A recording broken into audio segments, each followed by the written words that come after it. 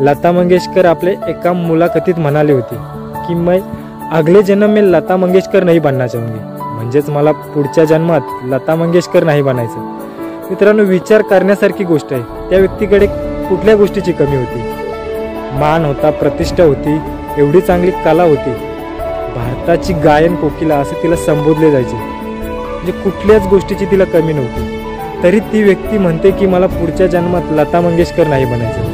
मित्रांनो, ह्याच्यावरूनच समजून जायचं की माणसाकडे पैसा, कला काहीही असो तरी तो माणूस आयुष्यात सुखी नसतो.